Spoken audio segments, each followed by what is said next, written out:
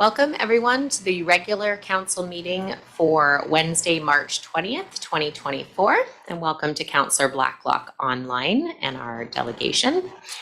We respectfully acknowledge that the land on which we gather and work on is the unceded traditional territory of the Comox First Nation, the traditional keepers of this land. We do have a public hearing this evening that has been scheduled for 6 p.m. at 1801 Beaufort Avenue next door in order to consider the following rezoning application, RZ 23-5, which is 692 Anderton. So moving on to the meeting here, we have no late items for approval. We have adoption of our agenda for March 20th, 2024. If I can get a motion and a seconder, and we will be using our mics. Second. Moved and seconded, and all those in favor? Opposed? That passes unanimously. Thank you. So our delegation this evening is going to be giving us a brief intro into our town's parks and trail master plan. And we have Jana Zelensky. Hopefully I got your name right there, Jana. So you'll have about 10 minutes and then any questions from council. And before we start, we'll just get your presentation to be up and loaded. Okay. Or share screen. Can you guys see it? We can see it. I would say your volume, we might have to turn up on our end here just a little bit. It's a little bit quiet. We'll see if I can turn We'll it work mine on a that little on our bit side. as well. Okay. Well, if it's okay, I will get started here. So yes, you said my name perfectly, and I would like to say thank you very much for having me here this evening. I'm a principal with Lanark Consultants, and I am very pleased to be here to introduce the Parks and Trails Master Plan process. So before I go any further, is the volume looking a little bit better? Yeah, the volume is now great. Thank you. Wonderful. Okay, so we all know creating a first Parks and Trails master plan in a community is just a really exciting time. So there's always been lots of great ideas that have been put through for the OCP and other processes, but a master plan process is this big opportunity for us to focus in on outdoor spaces and develop clear directions for Comox's future network. So this evening, I'm going to share a brief introduction to Parks and Trails master planning. I'll provide an overview of process and work done to date, provide a preview of what's coming in the phase 1 engagement that is planned to kick off shortly, and then we'll end with some next steps and welcome any questions that you guys have. So what is a Parks and Trails master plan? I would say in one sentence, it's this document that provides the overall direction and guidance for managing parks and trails resources, infrastructure, and investment over the long-term horizon. So looking at 10 years and beyond. And the process that leads to the plan is a really amazing opportunity for council and staff, interest groups and community members, and everyone to collaborate on figuring out what is most important for us to be working on in that time frame. So we know that the community has lots of ideas. This plan is an opportunity to organize and prioritize them for implementation. So when we get to the end of the process, we're anticipating that the document will include a vision and goal, set of goals that articulate a clear framework for decision-making, up-to-date analysis of parks and trails as they exist today, a classification system that organizes the types and characteristics of parks and trails in the network, a set of recommendations and actions that will be that practical guide for advancing priorities, and a phased implementation plan. So the process that we use to develop a master plan, we think of as kind of like a target. So we start out nice and big. We think broadly in phase 1 when we're exploring ideas, become more focused and a little bit more technical as we develop draft directions in phase 2, and then finally even more focused as we set our priorities and finalize the plan in phase 3. So looking at this in a timeline, phase 1, which is where we are now, that's taking place through this spring, and this is where we're gathering ideas and laying the groundwork. Through late spring and summer, we're going to transition into phase 2, and that's where we're coalescing all of the information and input received into the draft vision, goals, and emerging directions. And then finally, in phase 3, which is planned for this fall, that's where we're developing, reviewing, refining, and ultimately finalizing the master plan. Each of these phases incorporates engagement. And I'll point out phase 2 is our big opportunity with this group to have an opportunity to workshop a little bit on emerging directions. So we're very excited for that. The master plan process is all about setting priorities in consultation with the community. So on the IAP2 IAP2 spectrum, the project's engagement is going to be a mix of levels really focused on informing, consulting, and involving, depending on the audience and where we are in the process. And the intent is to invite community members to help shape the future of parks and trails in Comox. So we started into phase one a little bit earlier this year, and so far a lot of our work has been reviewing an analysis and then preparing for engagement. So some of the key work to date has included an engagement plan, which is outlining the kind of when and how and where we're going to be asking people to participate, some initial background review and a tour of the existing Parks and Trails network in collaboration with town staff, GIS mapping and spatial analysis, some community benchmarking where we're starting to gather data from other communities that have comparable characteristics to Comox so we can evaluate service delivery, parkland supply analysis, and forming preliminary classifications to categorize the different types of parks and trails within the network. So that analysis is ongoing and it's going to be refined through phase one. So we all know parks and trails are for people. And so a successful parks and trails network is the one that's really being used and enjoyed by residents. And that means it's so fundamentally important for us to hear from the community about what they want. And so the next few slides, I'm going to introduce the phase one engagement process. So our core engagement objectives are really about generating awareness and inspiring participation. So people are getting involved and staying involved. We want to be inclusive and we want to build relationships all across the community. And we really want to focus on gathering meaningful input and then demonstrating how that input is integrated into the master plan. So there's a whole range of individuals, groups, and organizations who need to be involved. We've got our project team, elected officials, town staff, other levels of government, interest groups, as well as members of the public. And so each phase of engagement, we're going to be looking at connecting with these various engagement audiences. And one of the things we like to do is to help people recognize and connect in. So we have a little project icon and messaging that we will use consistently over the course of the planning process. So over the next month, and as we go forward, you're going to see this little icon popping up on a range of engagement materials. And we're going to be out there inviting people to talk parks and trails with us. So in phase one, outreach is a really fundamental component, and that's where we're looking to connect people in. And so we can create wonderful engagement activities, but it only works when people find them and then use them. So early engagement is that time where outreach is key. This is where we want to tap into all of our networks and draw people into the process. So in order to support diverse outreach, we've got 3 components in our outreach toolkit.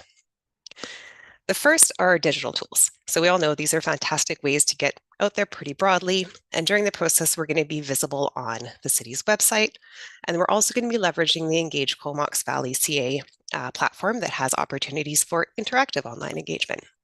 The town also has a good social media presence that we'll be leveraging. And we're always going to be looking to community members or groups that have followings to help us expand our networks a little bit further. We'll also be using e-notifications and community calendars to try to get our digital footprint out there. Now, of course, not everybody interacts online, and so that means we want to also be thoughtful about where we use print media. And so we see opportunities for printed materials in parks. We're talking about parks. We want people to see them and have a visible space in the parks, as well as other prominent locations.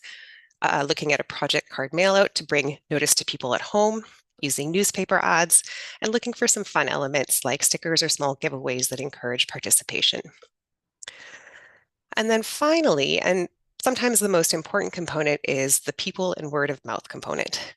So we have a relatively small project team, but we always work to expand our networks by connecting within our community to find other messengers and get them excited about raising awareness about parks and trails planning. So lots of times it's a friend or a neighbor or a trusted organization that gets people involved in the process. And I think Mayor and Council, it's part to acknowledge you guys are really powerful voices in the process and helping people understand why their participation is so important in this process.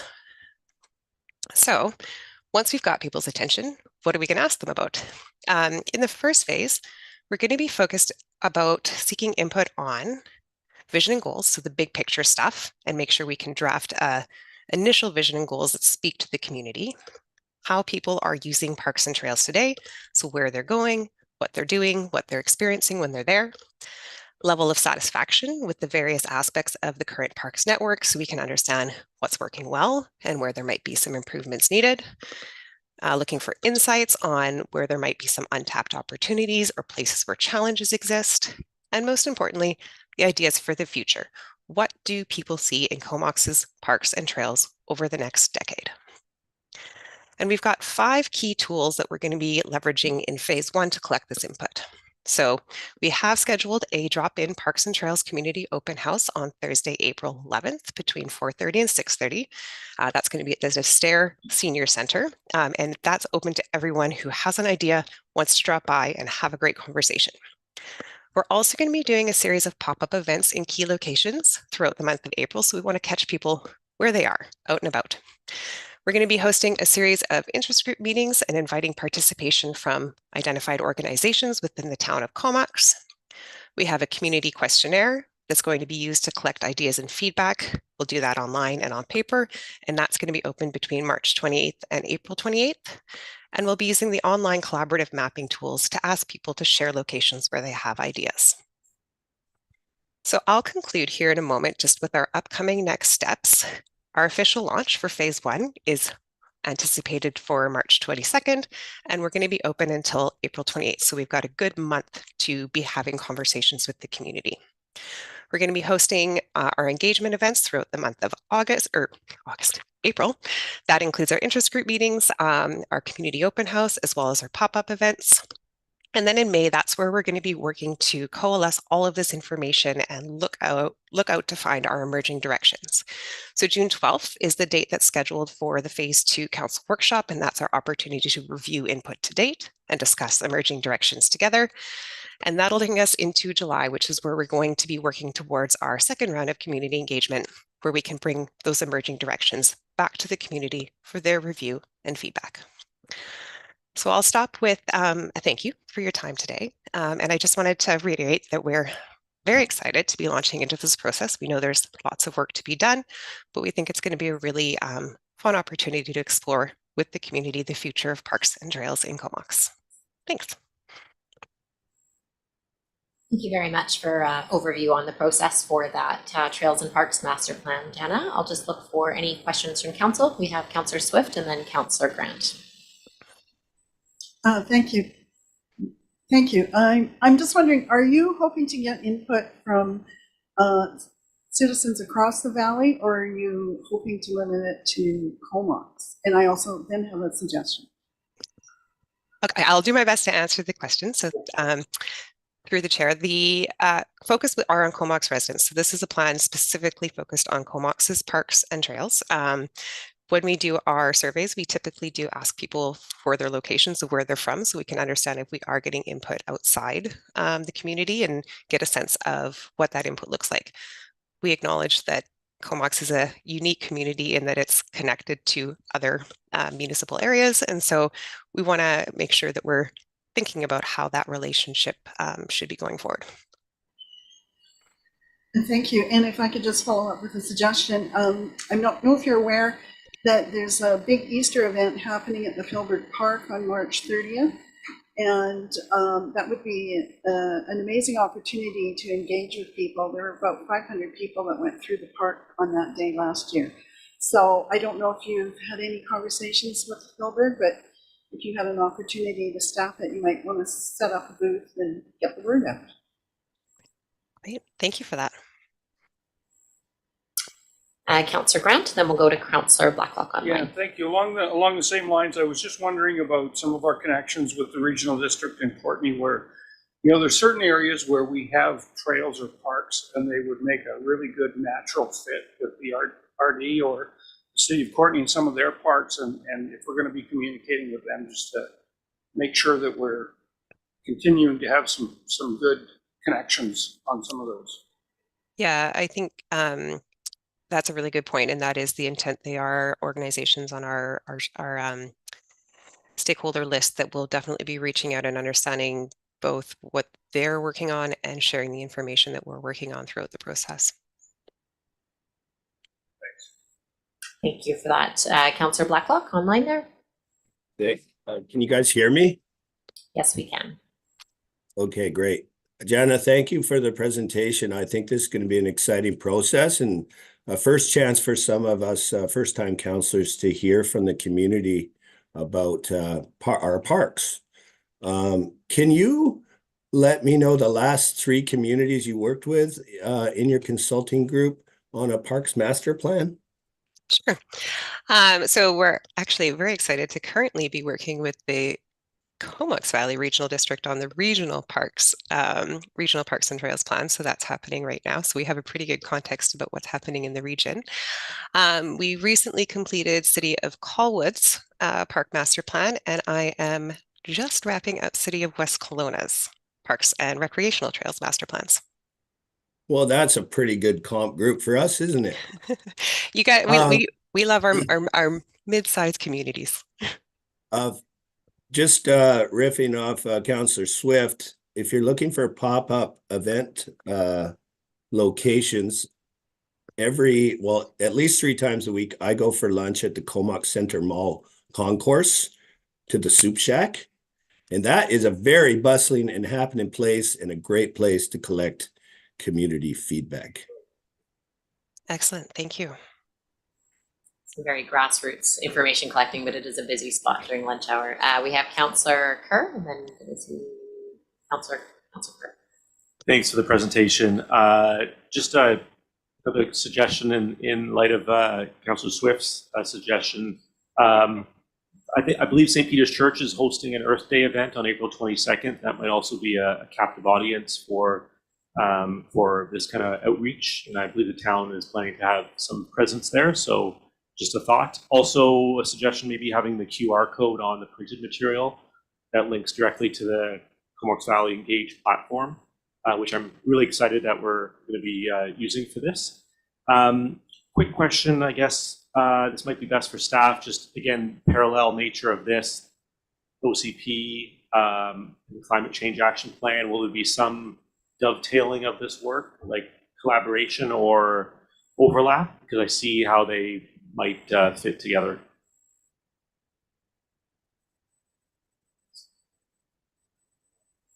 Over to Robbie. Yeah, thank you very much for the question.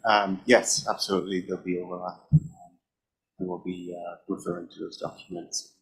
They're a bit further ahead than we are in the process.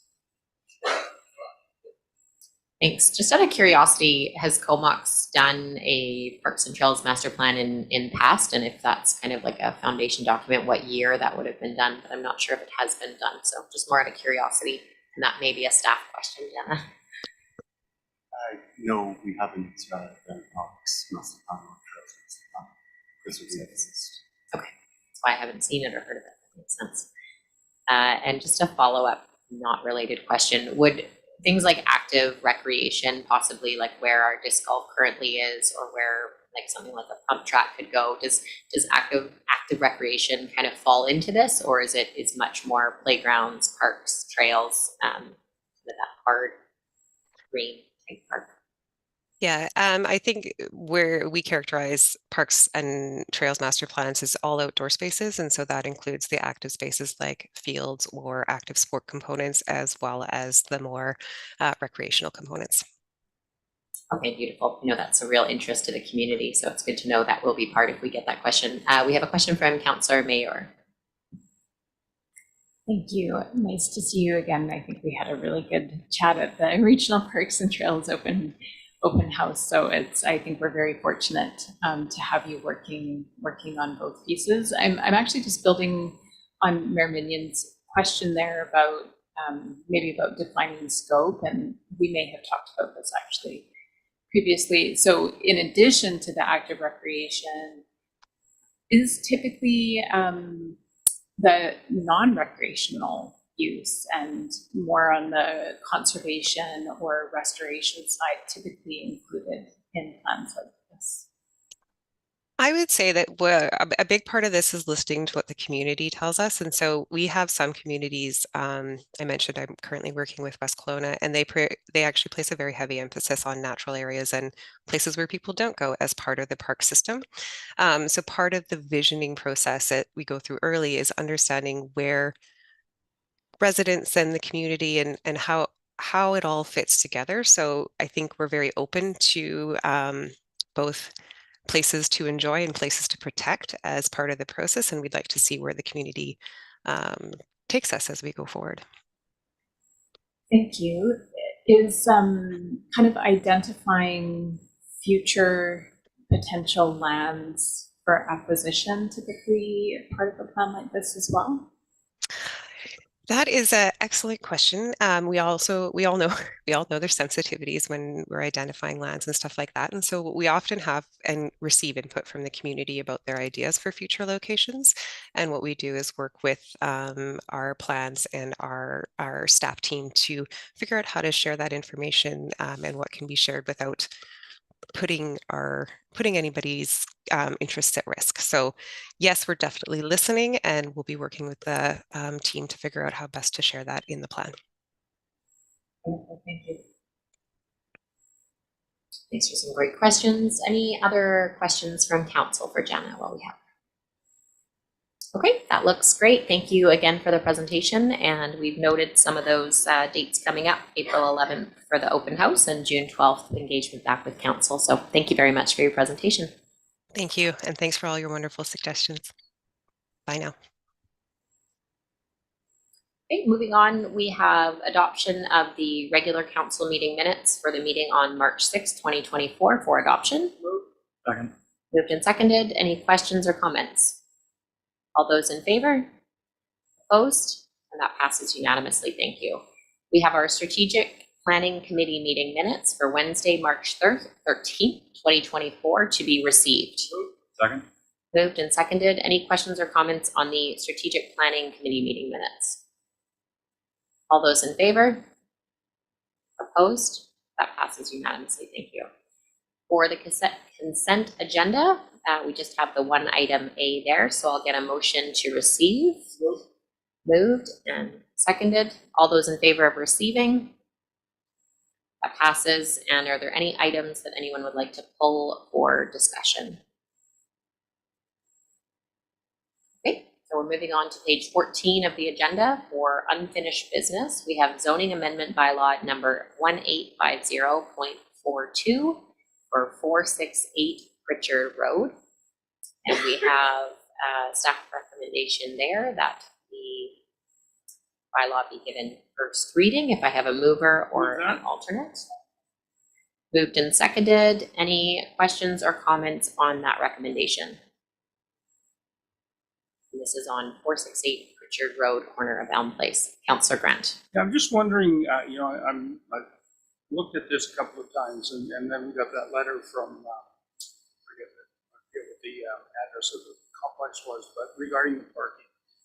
And I see this being a really big issue as we move forward with the new provincial plans. And I'm just wondering if Jordan or staff could give me some idea of what we could do, or if there is anything we can do regarding the way parking seems to be going to unfold as this comes about. Over to staff. Yeah, thank you. Unfortunately, there's not much council can do. With the new provincial regulations coming in, we're going to be mandated to provide density, and parking is not a reason that it's not a reason that council can use to not provide the density required. In fact, parking requirements cannot get in the way of providing the required density being asked for by the province. So the province is acknowledging that parking is going to become a growing issue within communities, and the hope is that people will use less vehicles when parking becomes too difficult. Councillor Mayor and then Councillor Kerr. No, I'm good. I want to leave it on so I don't get in crap for forgetting to put it on. I also had a question following that letter, and it may be something to ask staff to report back on, but I was just really curious to hear that, if I understood it correctly, that Brooklyn Creek had actually been redirected already for the development that's there. And I think I've heard lots of stories over the years where people try to move rivers, and water just tends to continue to do what it does. So I guess my question is, more curiosity about if that is the case, how that impacts the health of Brooklyn Creek, and if there are any mitigations that would be required to ensure the health of Brooklyn Creek if this subdivision were to move forward. I'm going to pass that over to staff. I'm not aware of that. We'll have to get back to you on that. Thank you. Councillor Kerr. Yeah, just as I'm learning about Bill 44 and the implications of it, let's just say hypothetically we didn't approve this tonight. By June 30th, would this automatically be approved by the province in Bill 44? The subdivision wouldn't be automatically approved. What would be approved is that the lot that is there would have the ability to construct 4 units. What will happen through the subdivision is each lot created will likely have the ability to create 4 units. Thank you. So we do have a motion on the floor for first reading, which we haven't voted on. Any other questions before we go to vote for staff or debate in regards to the zoning amendment bylaw number 1850.42 be given first reading? Okay, all those in favor? Opposed? And that passes unanimously. Please use your mics. I was just waiting to get to you. And I'm leaving it on. So that Comox zoning amendment bylaw number 1850.42 be given second reading. That has been moved and seconded. Any questions or comments on second reading? All those in favor? Opposed? That passes. We're just going to do that one more time. All those in favor? Opposed? And that passes unanimously. Thank you. And a motion for third reading. Move third. It's been moved and seconded. Any questions or comments on third reading? Okay, we're voting on the Comox zoning amendment bylaw number 1850.42 be given third reading. All those in favor? Opposed? And that passes unanimously. And the fourth is that zoning amendment bylaw number 1850.42 be adopted. Move adoption. Second. That's been moved and seconded. Any questions or comments? All those in favor? Opposed? And that passes unanimously. Thank you. Moving on to page 54, we have No, number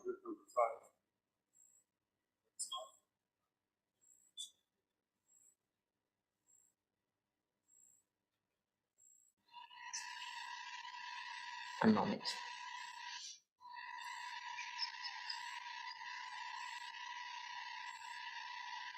Okay, so we have a development. Okay, that development variance permit 23-5 be issued in regards to 468 Anderton, subject to the development variance permit conditions listed in Schedule 1 of the March 20th, 2024 planning report on RZ 23-1-DBP 23-5. Move that. Motion. Thank you. Moved and seconded for the DBP 23-5. Any questions or comments on part 5 of the recommendation? All those in favor? Opposed? And that passes unanimously. Thank you.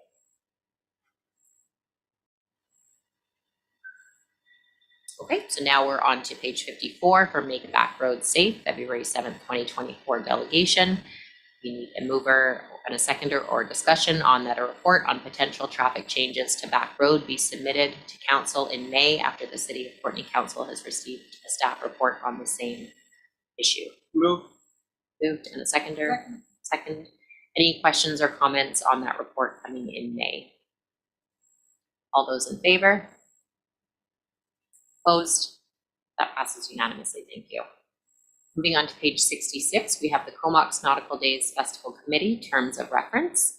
And this is coming back to us a second time after we had some feedback over to staff. So on page 66, you'll see the terms of reference there. If I can get the mover and seconder, we can open it for discussion. Move. Moved and seconded. Any questions or comments on the terms of reference that are on our agenda this evening? And this is for adoption. This is for adoption, correct? Any questions or comments on that terms of reference? Councillor Mayer. I just want to thank staff for the responsiveness and coming back with, I think, the approach for us to try. Thank you. Yeah, it looks like it had all the changes we talked about as a group. Okay, all those in favor of the terms of reference for Comox Nautical Days Festival Committee to be adopted? Opposed?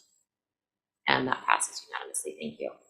On page 70, there's no special reports for bylaw adoptions. On page 76, we have the fees and charges amendment bylaw number 2016.03. And we have a recommendation that the fees and charges amendment bylaw be adopted. Moved. Second. Moved and seconded. Any questions or comments on the fees and charges amendment bylaw? All those in favor for adoption? Opposed? Sorry, in favor. Opposed? That passes unanimously. Thank you. Under new business, on page 77, we have a development variance permit application DVP 24-2, variance to permit an accessory building within the front yard at 1186 Lazo Road, with the report there. I can get I'll move that. Second. Moved and seconded. Questions or comments on that development variance permit application? We have Councillor Kerr. Yeah, thank you. Just a quick question on page 83. There's a paragraph just talking about the historical use of tree covenants and how that's not the current direction that we're taking with this property. Just wondering maybe if I could ask staff for just a reminder for me and also to anyone watching why we're not doing the tree protection covenants and what a better plan might be for protecting trees on private properties. Thanks. Over to CAO Wall. Yeah, thank you. So this was a change, I believe, made towards the end of the last term of council. And really the reason why administration made this change is that council's tree protection bylaw for the community doesn't protect trees on single family residential lots. So when we were looking at the amount of time, money, and complexity this was adding to our development applications, especially because there was no supporting documentation or direction from council to do this work, we informed council that this was something that we were going to move away from, and that if tree protections were desired, it would be much more cost effective to do this through a tree bylaw than it is to be paying to register covenants and negotiate on trees every single time we're getting into a subdivision. And I guess I'll follow up and say that the decision of the council at the time was not to move forward with an updated tree bylaw and to allow single family lots to continue to make decisions on the trees on their property. Councillor Grant. Yeah, so I guess when I look at this, what he's trying to do is put this building on the front of his property. And if you've driven by, you can have a look and see that you're not even hardly going to be able to see it past the fence. But one of the reasons he's doing it is because if he put it in the backyard, he would have to cut 2 trees down. If he puts it in the front yard, there's no loss of trees. So he's actually trying to do the right thing here.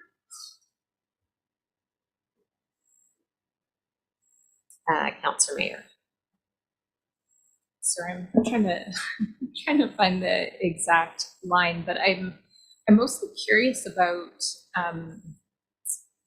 the variance that's required just to put something in a front yard, and wondering if that will disappear with Bill 44. Turn that over to Director Commends.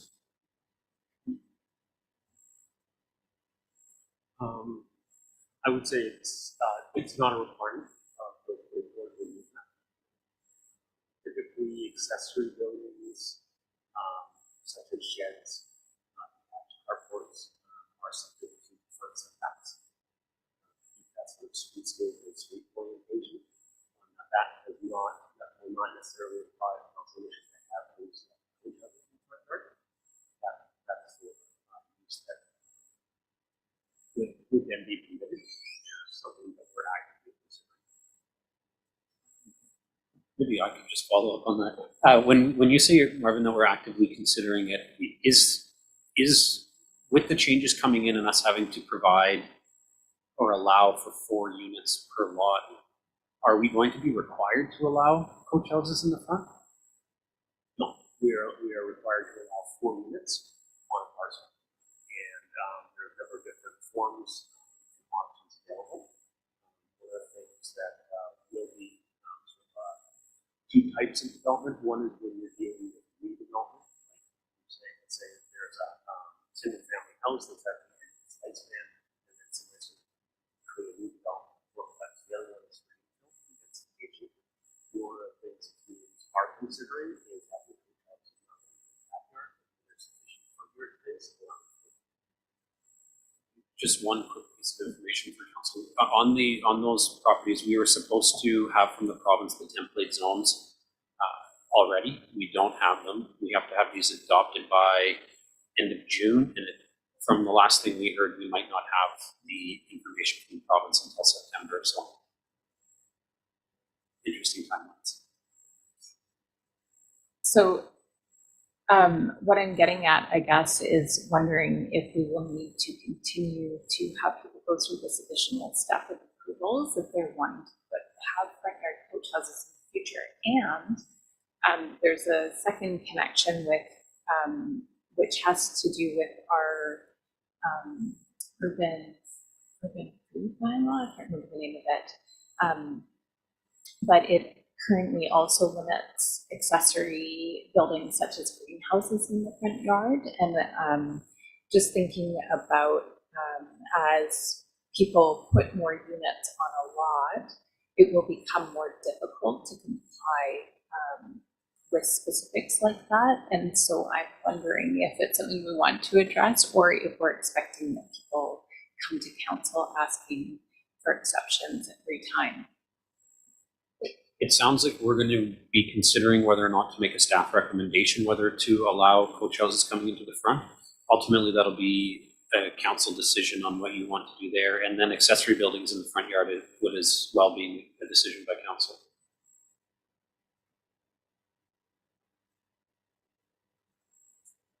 Councillor Grant, do you have a question? No, go ahead. Maureen. Councillor Swift. Thank you. Just as we're working through this, I'm just wondering, in certain circumstances, if a property owner is permitted 4 units, are we likely to see units going up? If I may, I think we're getting off track here. This is a guy wanting to put a garage in his front yard, and we're now talking about 4 boxes. So I think we're on the wrong track here. I'd like to get it back to the motion that we have in front of us.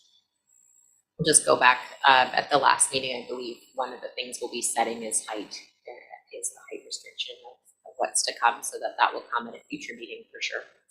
But we'll go back if there's any questions on 1186 Lazo Road, which is the garage in the front there, which I believe many of us are somewhat familiar with that property. Any other questions for staff on this DBP 24-2? All those in favor? Opposed? And that passes unanimously. Thank you. There is no new notices of motion. From correspondence on page 92, we have forwarded from our strat plan meeting the RCMP community priorities for fiscal year 2024 to 2025. And we did speak about trying to get a delegation as soon as the new inspector is settled in. And we are going to try to get the reporting to be accurate for our area and only include within town boundaries. But we are looking for 3 to 5 items to send over to them as requested in April with what our concerns most are. So most likely some of our ones are going to be around road safety and speed. It's been in the news lately about property crime being up a little bit more. It's like 13% in Beaumont. So if we just want to have a discussion around this for a letter that we return back, it would be nice to have those items requested for a meeting for the proper report out, but also provide feedback on what our kind of areas of concern are. We did say if there was a concern not on this list, we definitely could have that. So if councillors want to just take a moment to point out a couple of their items, we can just make notes and get this sent over back to the RCMP. So we'll have a short discussion. I think I had Councillor Swift, Councillor Hazlitt, and then Councillor Grant, but we'll go Councillor Swift. Thank you. I think we have to keep road safety as our top priority. We get more concerns around that than anything else. And I'm just wondering about it's safety and in brackets watercraft. And I think one of the areas of concern where most of our incidents are occurring are at the marina. So I'm not sure in brackets watercraft what they're thinking there, but something to deal with marina safety. And I think we can tailor it and have Comox Yeah. Marina safety, Yeah. which could So, include. those are my two suggestions. Okay, thank you. Yeah, I'll make note of that so we can summarize at the end. We have Councillor Hazlitt and then Councillor Grant. Echoing Councillor Swift, road safety is the big one. One of the biggest concerns we hear from residents of the community is people racing around the streets. That's something we should be highlighting for this year. Thank you for that comment. I think we can all agree on that. Councillor Grant. I think one of the ones that I would like to see us look at is the homeless encampments, bylaws of homeless encampments. I think that we are fortunate in our community that we don't really have a lot of that, although I think there's more than people think. And I think the RCMP do a pretty good job of helping us out with that, and I think we should encourage them to continue with that. And crime reduction. I know that there's, you know, in the downtown, I know that they get hit more than we think. And, you know, there's nothing on this list I don't think we should have, to be honest with you, but I think if I had two, those would be. Okay, making some notes on those two. Councillor Kerr, did you remember? Councillor Kerr. Thank you. Yeah, road safety, number one for me. Not surprising, just given the number of concerns we get about that. Yeah, I think the marina, when I looked at those stats, I really saw those big circles were around the marina for a lot of the issues. So, you know, to me, it's kind of that, you know, weekend in the summer, evenings, maybe some more police presence in and around our marina. If they put that on their list of, you know, patrol areas, that would be helpful. And then there's also some areas, some hot spots for kind of late evening gatherings and beach fires and kind of illegal spots. You know, some I won't actually name them in public, but we sometimes know where they are, and the police certainly know where they are, and it bothers the neighbors when they're happening. And also a fire danger as well, that, you know, things are happening where they shouldn't be. So those would be kind of my issues during those hot spots. And I know that's when police are most busy, probably dealing with other things, but they probably also have more staff on at that time, more members to deal with these issues. So thank you. Thanks for those. I'm thinking maybe crime reduction hotspots can kind of be put together, and I know a couple of those locations we can, in private, make some examples on that list. Any other comments before I kind of read off what we have so far and see if we can have something kind of just as a discussion with the RCMP for the first year of the inspector? Councillor Grant. Well, I think it says a lot about our community when we don't have really anything on there about violent crimes. You know, a lot of those issues that many other places do, and I think it really talks about the safety of our community. So, you know, when road safety is our number one issue, I think that's a pretty good place to be. Yeah, definitely is. I know it's been, again, I've seen 2 or 3 news stories about how our crime is up, but when you actually look into the kind of stats, it's still quite manageable at this time. So something we want to keep aware of. So I have 3 stars around road safety. That seems like if we were picking a primary one, that's kind of the speeding and racing around the community is our number one concern. We have Comox Marina safety and a police presence at our Comox Marina as a second item. I wrote down property crime just because that is where the stats had shown kind of there's a small bump. 4th would be kind of bylaws, homeless encampments, but I also kind of add unhoused mental health there to kind of like try to package that together, that it's something we're aware of. And then crime reduction / hotspots. Any comments on where we could kind of make adjustments to those 5 points, or are we okay with that kind of being the discussion with the new inspector when he comes in as a starting place? Do we just over to staff? Officer, do we need a motion on what those 5 look like? To go to the letter to the RCMP? Okay, so I'll just motion again. I'll read it one more time, and then if there's any discussion, we can have it. So road safety being the primary, including racing. Comox Marina safety and police presence being the second. Property crime being the third. The 4th would be homeless encampments / unhoused and mental health in the community being the 4th. And the 5th would be crime reduction / hotspots where there's crime happening. So I'll move that if I can get a seconder. Thank you, Councillor Grant. Any questions or comments on those 5 going over in a letter? And again, in that letter, not to make the motion longer, we will be asking for delegation and we will be asking for accurate reporting within town boundaries. Any Councillor Hazlitt? I think with respect to the marina and police presence, that can be included with that downtown police presence bullet that they have here. You know, the marina is part of our downtown as well. Help us a little bit more information this person's place. Sounds good. Yeah, we can also, hotspots can include police presence on marina, and we can get more than 5 by putting them together. Make note of that. Any other questions or comments on the communication to go back to the Comox Valley RCMP as the new inspector joins somewhat imminently in the next 30 days? All those in favor? Opposed? And that passes unanimously. We have one more correspondence. We have on page 94 the correspondence from Maxine Montgomery, Vice President Strata Council, for a late penalty, and that's correspondence for receipt. If I can get a mover. I would move receipt and that we waive that. Okay, so that's it's been moved and seconded. So for discussion, if you want to. Yeah, so the reason I'm looking at this and waiving the penalty, it appears to me, if I'm reading the letter correctly, that this was a bit of an honest mistake. We're not really sure who sent what letter or where it went, but these people have always paid their bill up on time and been really good about it. And I think this is just an honest error. And it's not like we're out $956. It's that we're not going to collect an extra $956. So I think the message is clear to get on with it, or to make sure that you make your payments on time. And I don't think we need to collect the penalty. Comments from council, Councillor Kerr. Yeah, I agree with those comments. Just 2 questions for staff. If we do waive this penalty, are there any precedent? Is there a precedent that we're setting that we shouldn't be? And secondly, are there any learnings that we can have from this? If this was a mix-up of address change, is there something on our end that we could do to make that not happen in the future? Yeah, thank you. We believe we sent the notice out.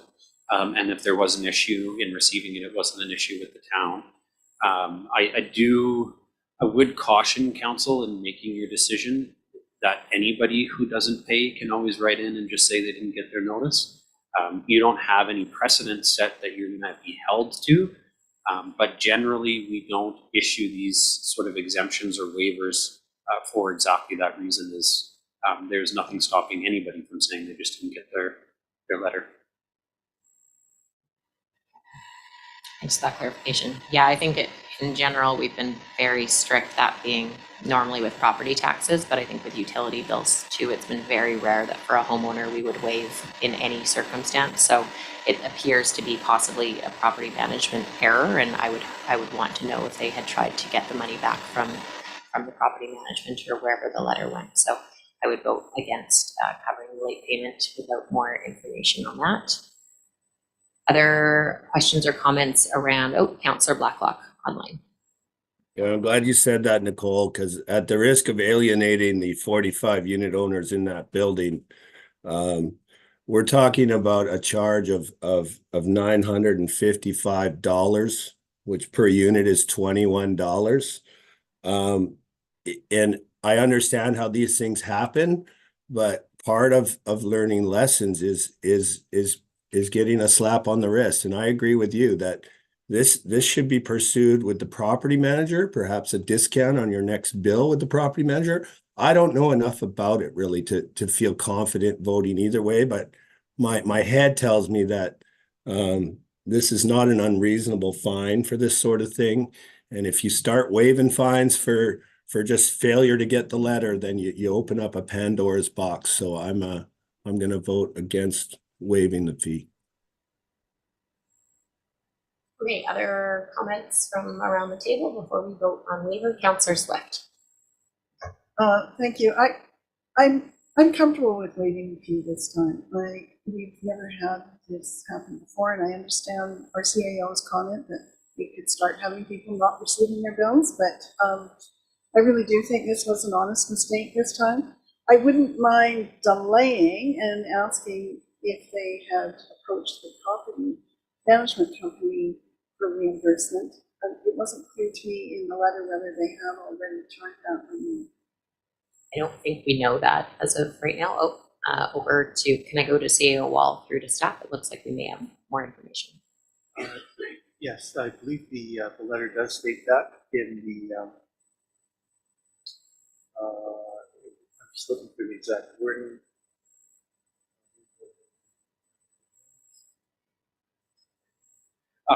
So in the second paragraph, it would appear the problem occurred between the invoice being sent from the town and blanked out. The penalty has been paid. We've asked blanked out to take responsibility for the charges, however, they refused to reimburse us. So it's not the town that's blanked out, so likely it's the property manager. Okay, so in that sentence, it looks like they've asked the company to pay and the company has refused to. It appears. Thank you for that clarification. Councilor Kerr. Thank you.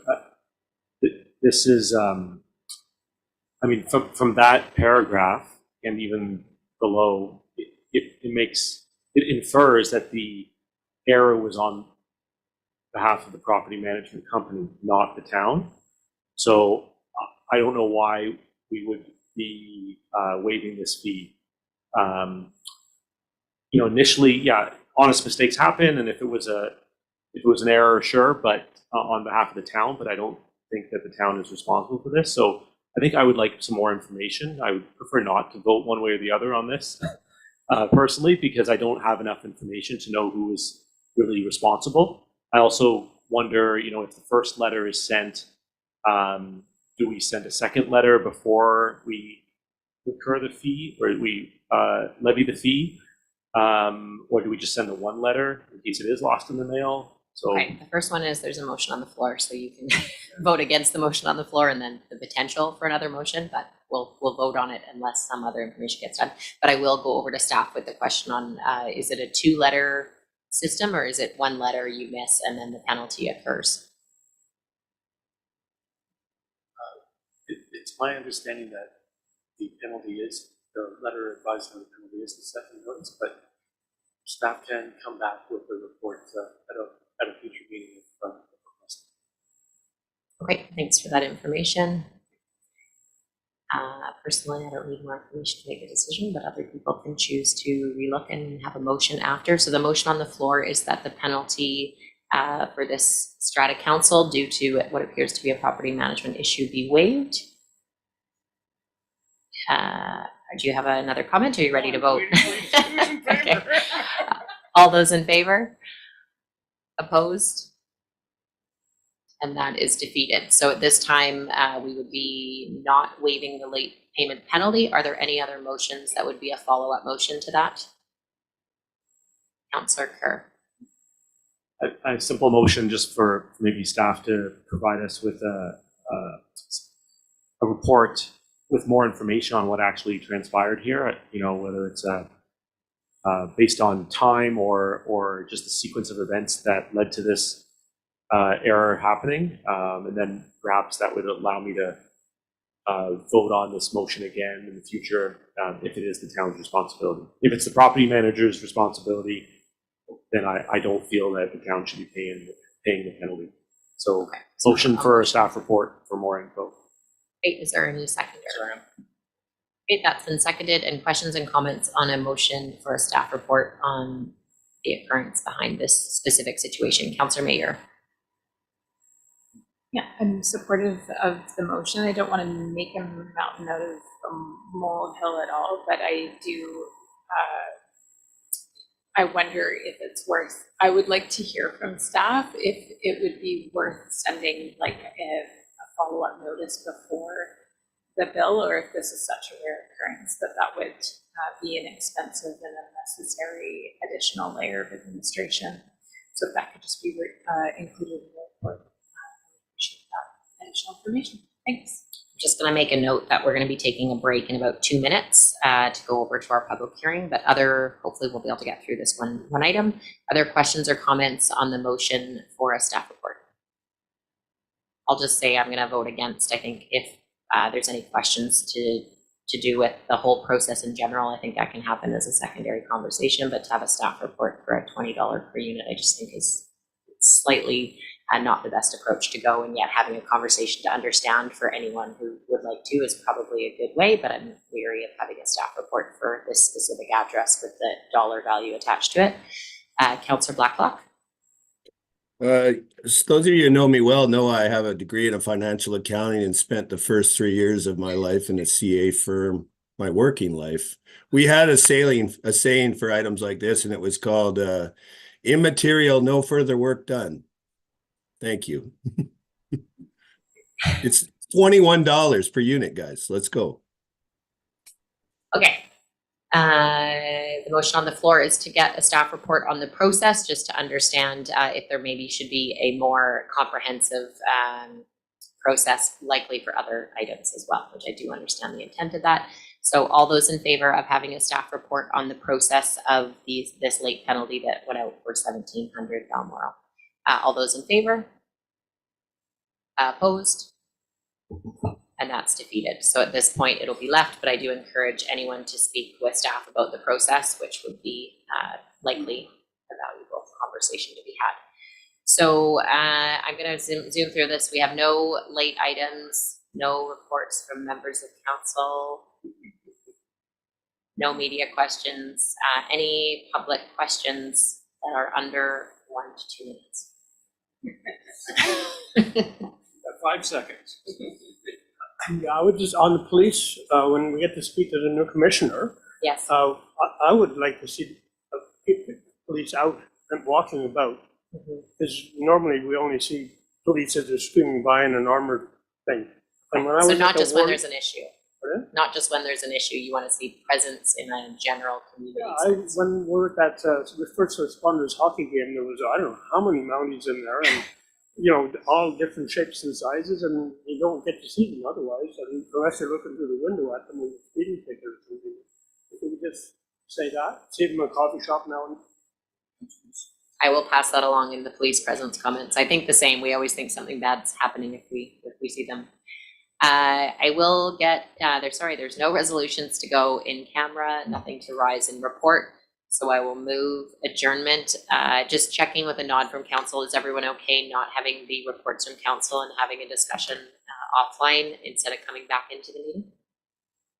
Okay, so I'll move adjournment at 5:58, and we are moving over to public hearing, which we have to start pretty quickly in 2 minutes. So I'll move adjournment. Can I get a motion at 5:58? Seconder? Moved. All those in favor?